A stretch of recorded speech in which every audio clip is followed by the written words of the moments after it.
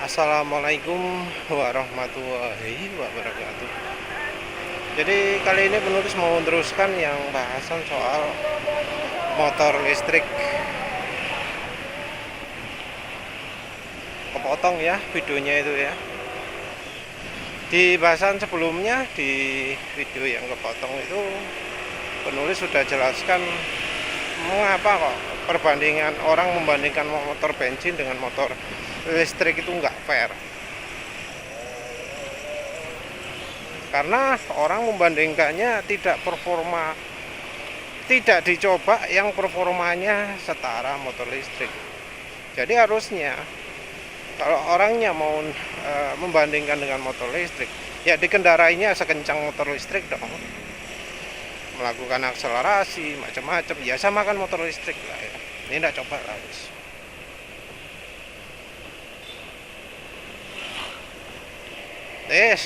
Pura-puranya ini sama kayak motor listrik. Kalau pakai motor listrik gimana? Ya top speednya cuma 45 lah ya. Kita ngomong motor listrik yang harganya setara dengan NMAX ini ya.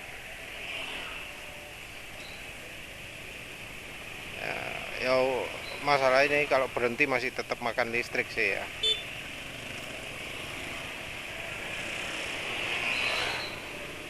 Tapi ya wis lah.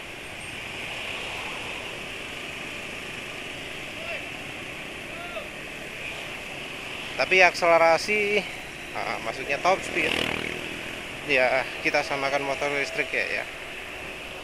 Normali piro jalan 50 lah ya. Tapi ini karena jalan rame ya nggak mungkin 50. Habis 41 lah 40 gini ya guys. Yang kemarin motor listrik itu tarifnya penulis kutipkan dari websitenya Swap. Ongkosnya itu berapa? 38,25 ya. Kalau yang belinya berapa? Piro sih 100.000 ya. Kalau beli pulsanya 100.000 itu harga kalau disamakan pertalite 7.650 itu bisa 38,25 km.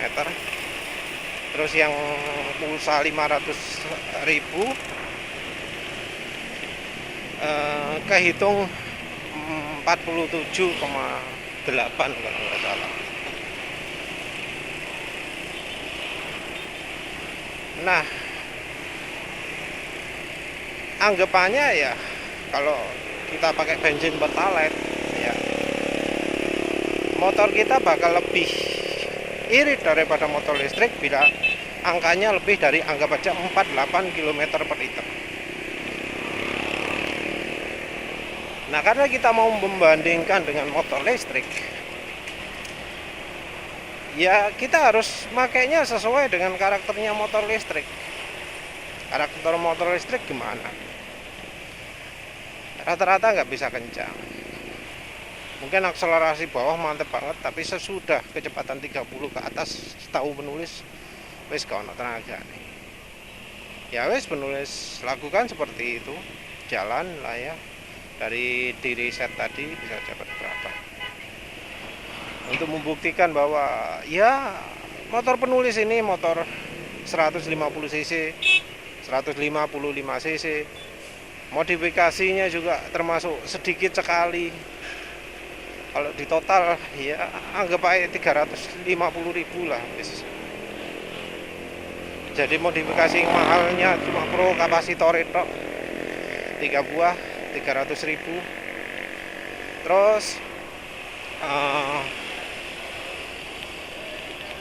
sama modifikasi saluran intake keluar kecil.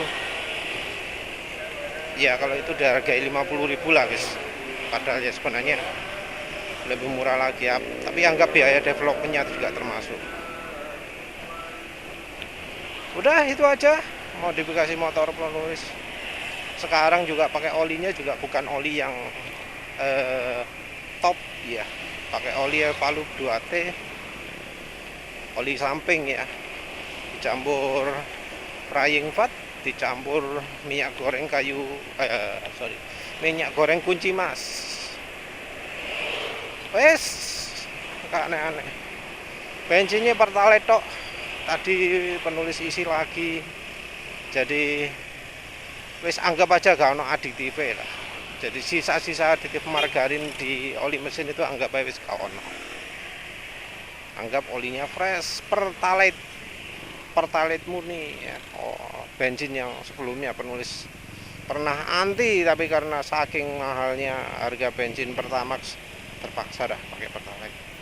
Lihat aja kayak gimana pakai Pertalite.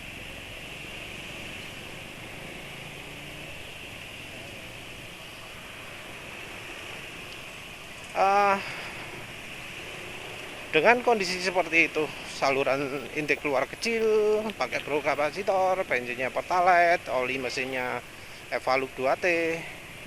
Berapa angkanya? Coba lihat. 51,1 ya. 51,1 segitu.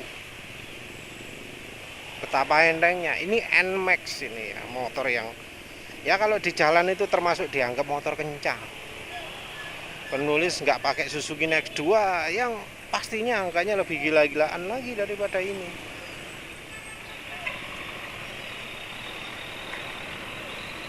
Inilah pembuktian pendek wis. Pembuktian pendek bahwa motor bensin itu bisa lebih irit daripada motor listrik kalau kita pakainya kayak kita pakai motor listrik. Nah, orang-orang kan enggak pakai motor NMAX-nya jalannya kencang-kencangan wes, nggak disamakan motor listrik. Hasilnya ya apa ya, jelas lebih poros lah, wong pemakainya beda. Kalau ingin membandingkan ya lakukan lah yang sesuai kemampuan motor listriknya.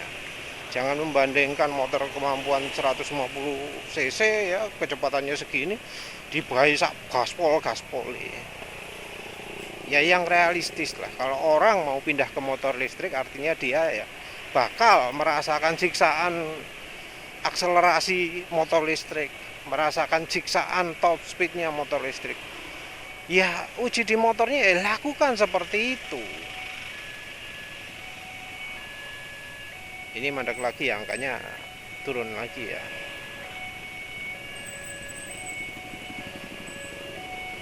Matikan aja biar angkanya gak tambah tinggi.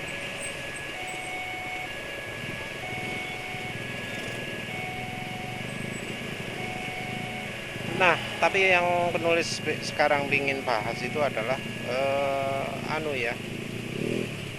apa jenenge, biaya perawatan, biaya kualitas, biaya performa. Orang kan kadang diiming-imingi memelihara motor listrik itu murah. Memelihara motor listrik itu murah, iming-imingi seperti itu. Memelihara motor bensin itu mahal. Penulis lupa contohnya apa aja, tapi kadang contohnya ekstrim banget contohnya. Jadi contohnya nyontohkan ke servis resmi yang bengkelin nakalan, pabrikin nakalan. Jadi resminya berapa sih? Bukan resminya ya. Yang orang-orang melakukan perawatan motor itu gimana sih? Berapa sih biayanya? Orang kalau melakukan servis itu 2000 km sekali. Seringnya seperti itu. Dan tiap 2000 km itu orang mengeluarkan biaya cukup banyak. 200.000 ada, yang 300.000 ada. Kalau motornya kalau bengkelnya bagus ya kecil, kalau bengkelnya nakalan ya besar. Dan biayanya biasanya pakai yang biaya paling parahnya, misalnya 300.000 per 2000 km. Terus orang ngomong kalau motor listrik nggak perlu perawatan gitu, nggak perlu ada apa seperti motor bensin, nggak usah pakai oli mesin, nggak usah pakai oli transmisi, jadi perawatan jauh lebih murah. Ya sebenarnya ya yang bikin mahal itu adalah karena banyak perawatan mesin yang nggak perlu yang dibebankan ke konsumen. Kalau cuma sesuai kebutuhan konsumen nggak akan mahal, motor perawatan motor itu.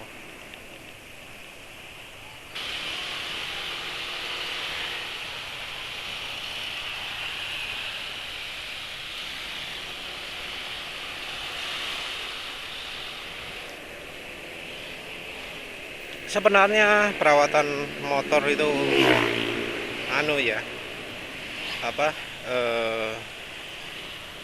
terlalu berlebihan ya seringnya itu ya. Jadi harusnya nggak perlu ganti filter, diganti filter udara itu sebenarnya awet ya, mau dipakai seumur hidup motor pun kalau perawatannya baik bisa. Tapi ya hitam dikit diganti, apaan itu, padahal ya dalaman mesin masih bagus. Fungsi filter itu apa sih? Mencegah debu masuk ke ruang bakar. Selama debunya bisa tetap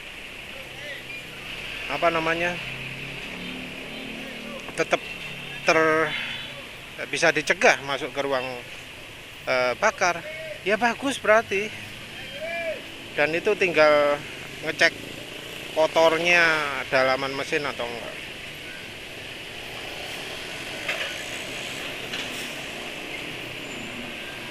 bagian dalamnya yang setelah filternya itu kotor apa enggak. Kalau masih bersih ya ngapain, buntu. Nah itu cara nyucinya nggak bener kalau misalnya sampai buntunya nggak bisa hilang, itu cara nyucinya yang nggak bener. Mungkin ada yang ngomong iya nggak bisa dibersihkan, ya cara membersihkannya nggak pas kalau menurut penulis kayak gitu. Ya bisa jadi karena mereka cara nyucinya pakai bensin, padahal misalnya kotorannya hanya larut sama air, ya nggak bisa lah ya. Yang namanya kotoran itu kan ada dua, yang larut oleh bensin dan oleh air.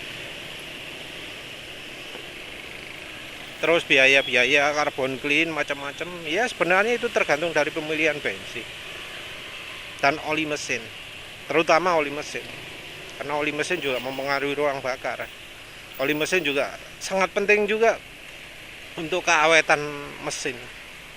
Kalau oli mesinnya pilihannya salah ya, mau sering ganti oli pun tiap 2000 km ya mesin tetap bisa rusak. Kalau olinya bagus, mau ganti olinya tiap 5000 km awet.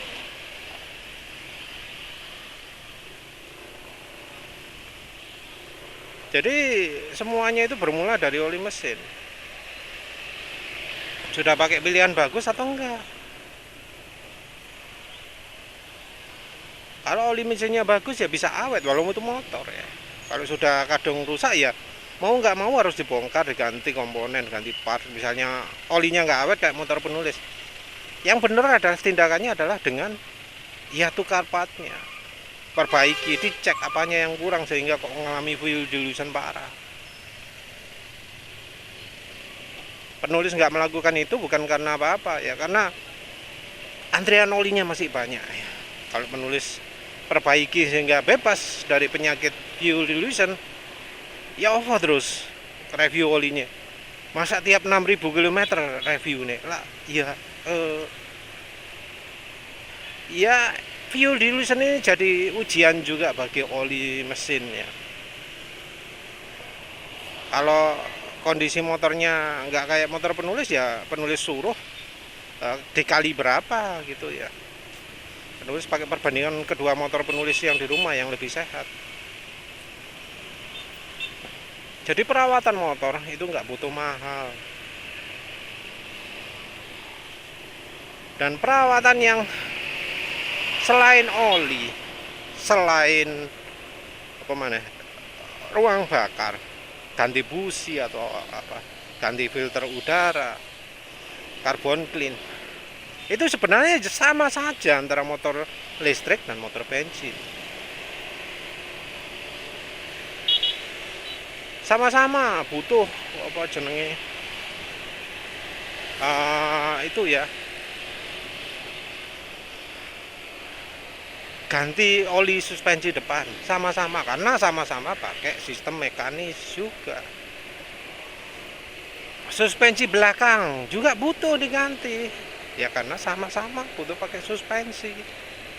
Yang masalah adalah biasanya karena susah cari tukarnya ya, karena komponennya terlalu custom, terlalu spesial. Malah bisa jadi jatuhnya harga lebih mahal. Kalau di motor bensin kita butuh suspensi belakang harganya 200.000, di motor listrik bisa aja butuh 400.000, 500.000 sampai 600 dan segalanya gitu. Karena barangnya nggak ada lokal, nggak ada yang produksi lokal, impor semua. Mungkin ada yang ngomong, loh motor listrik kan buatan Indonesia mas. Kata buatan itu harus dalam tanda kutip ya, karena buatan itu seringkali artinya adalah dirakit,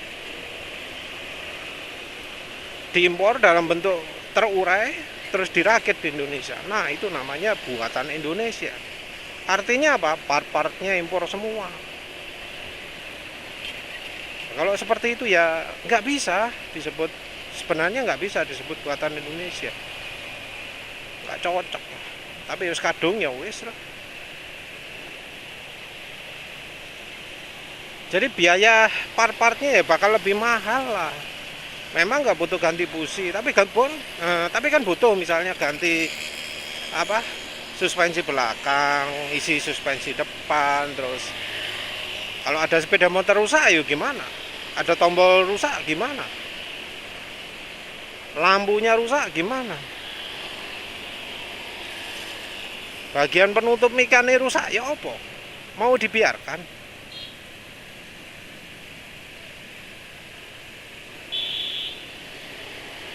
Nah ini ya, selain dari biaya ya yang belum tentu lebih murah, karena ya komponen-komponen tersebut butuh diganti. Ada bearing juga, ada kampas rem juga ya.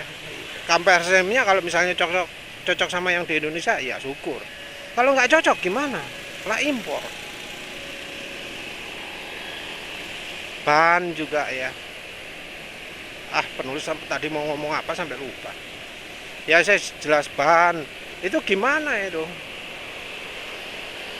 Kalau bannya butuh yang apa?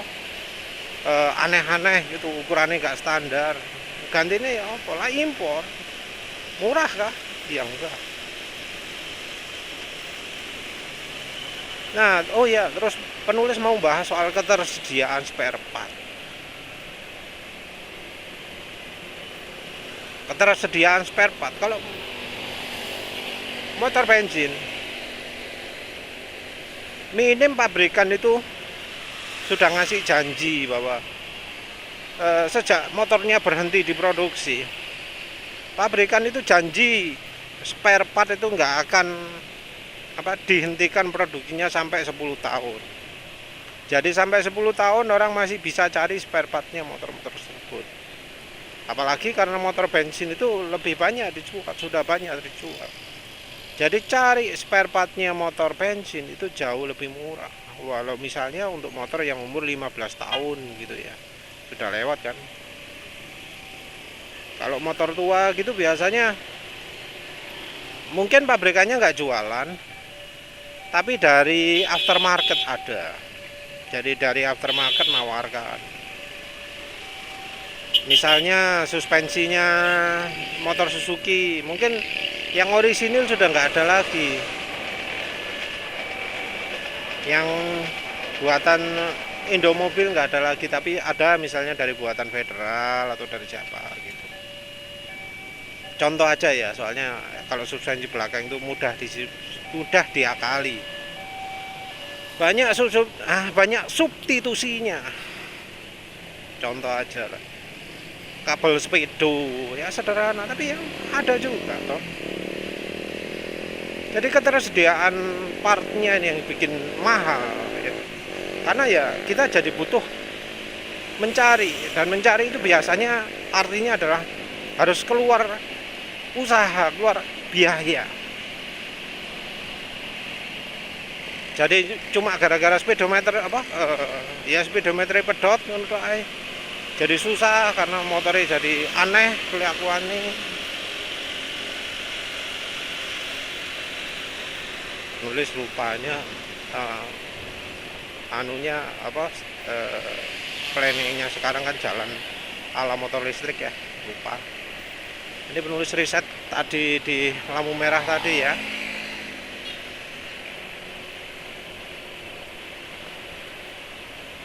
Kena macet tadi turun, tapi ya ini sekarang nggak macet, angkanya naik lagi.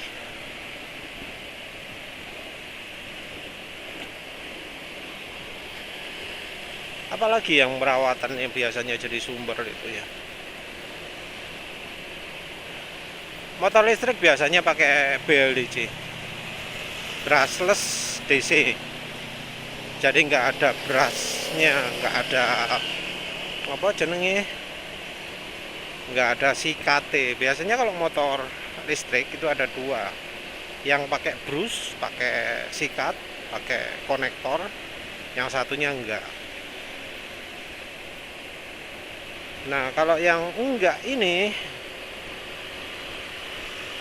emang nggak ada perawatan dari sisi brushnya, nggak ada perawatan dari sisi sikatnya, kontaknya itu nggak ada. Tapi tetap ya ada yang harus diganti. Karena motor listrik yang kan pakai bearing. Bearing itu ya ada umurnya juga, nggak seumur hidup. Bearing itu juga butuh pelumasan. Kalau nggak dilumasi ya makin cepat rusak. Ya tetaplah ada perhatian yang dibutuhkan di bagian tersebut.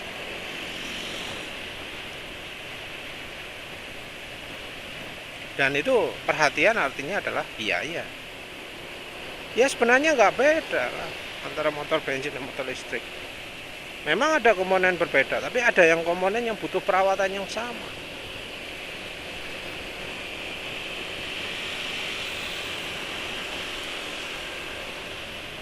Jadi ya itulah ya, kalau dari sisi part-partnya, dari sisi perawatan, nggak ganti oli, nggak ganti radiator lah mungkin, karena motor listrik jarang yang pakai air radiator. Tapi tetap kampas rem, ban, lain-lain, laker butuh dirawat.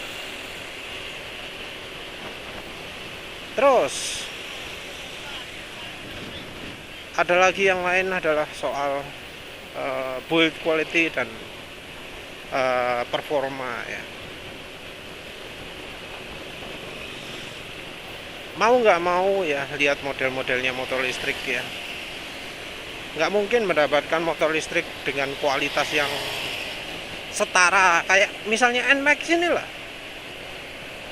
Ingin mendapatkan motor yang kualitas build quality-nya seperti NMAX ini, yang rapi, yang plastiknya kuat, tegan, ditekan nggak melot-melot, nggak meleot-meleot, ya gapnya lumayan rapi, walau mungkin ada yang mengkritik kualitas opo lah ya. Untuk mendapatkan motor listrik yang build quality-nya setara NMAX ini, berapa biaya yang dikeluarkan? Kayaknya bisa jadi motor listrik yang ya plastiknya sebanyak NMAX ini harganya 40 jutaan lebih ya. Apalagi kita sudah ngomong soal performa.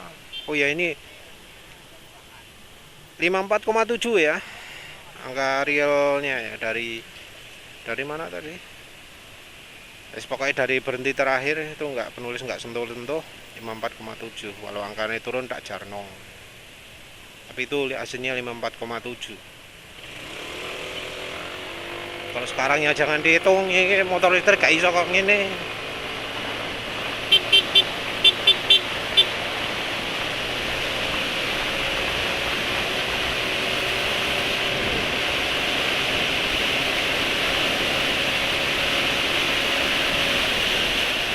Ya jalannya agak nggak rata ya, jadi mekel-mekel ya.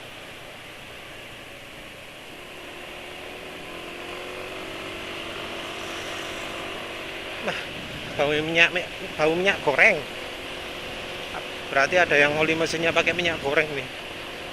Mungkin sepeda motor barusan itu 2 tak kayak nggak denger.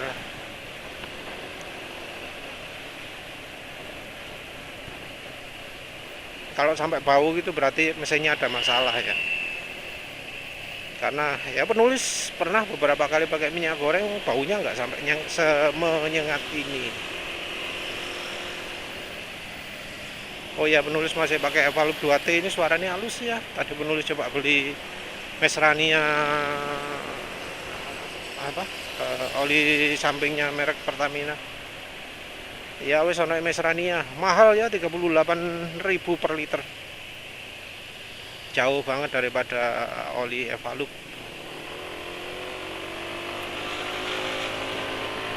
Ya wis pokoknya itu API TC lah, wis cukup lah. Masih jasunya FB. Ini enggak, ini cuma jaso FB tok kan, API TC ini kesembuh lah wis. Lebih murah yang Evalux mungkin. Mau beli Enviro kemahalan.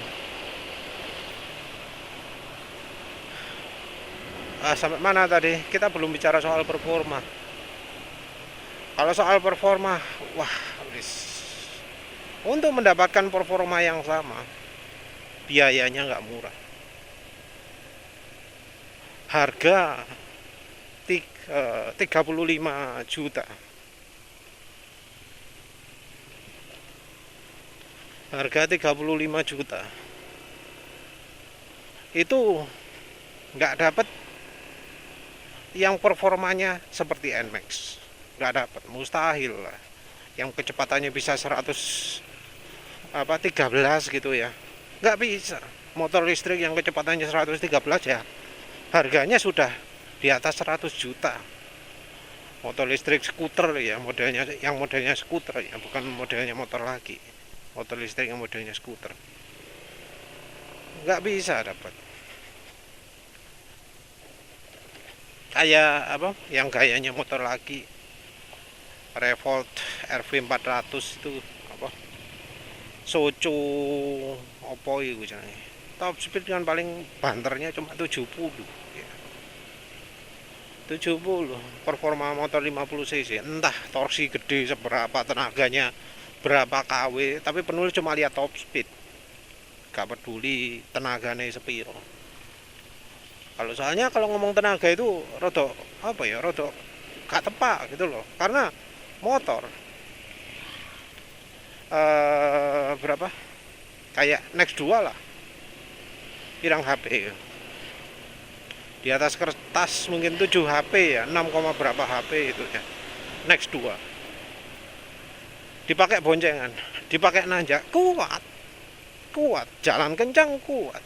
Ya memang ada keterbatasan ya, ada juga yang menunjukkan tanjakan berapa 45 derajat atau lebih, itu Next 2 nggak bisa lari lebih dari 30 km per jam atau lebih dari 40 km per jam, kalah dengan Vario ya. Tapi faktanya kuat nanjak, boncengan nggak perlu dibantu kaki. Motor listrik ya nggak kuat lah ya. Walau ngomong tenaga ini sekian setara motor tetap nggak kuat. Untuk upgrade butuh biaya berapa?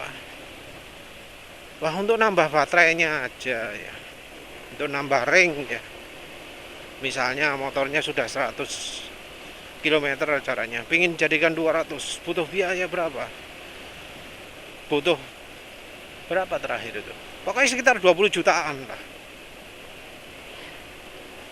Belum lagi kalau pengen upgrade motor apa tenaganya itu dinamo apa motor listriknya ya, penggerak listriknya itu. Apa murah? Ya nggak juga, mahal juga harganya. Nggak murah.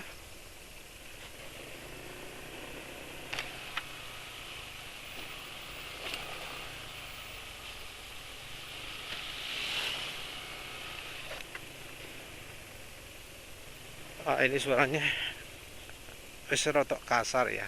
Sebenarnya ya kalau nggak diganti ya nggak apa-apa ya. Oh, ikan angkanya wis turun. Berapa kilometer sih? 282 ya, wis ganti oli aja. Ganti motornya, penggerak listriknya. Nggak murah juga. Harganya 5 jutaan atau berapa gitu ya. Nggak murah. Kalau yang performanya tinggi ya makin mahal lagi. Jadi tetap ya mau dari build quality, dari performa, dari perawatan, dari biaya konsumsi bahan bakarnya. Motor listrik itu mahal. Faktanya seperti itu. Apalagi di Indonesia nggak kerasa ada subsidi motor listrik ya. Ada peraturan tapi kita nggak bisa ngerasakan ya. Nggak kerasa murah ya. Kalau di luar negeri motor listrik ya performanya setara 50 cc. Harganya dibuat sedemikian rupa sehingga sama dengan motor 50 cc. Paling nggak melebih mendekati lah dengan bantuan subsidi. Subsidinya langsung diberikan ke konsumen, nggak lewat produsen. Jadi produsen jualnya berapa, konsumen akan kena diskon dan produsennya ini akan dibayari oleh pemerintah sana ya, bukan Indonesia. Jadi konsumen terima bersih, wis. Beli ini ya wis. Konsumen cuma bayar sekian gitu. Misalnya 30% dibayar di pemerintah gitu. Atau bahkan sampai ada yang 50% kalau nggak salah.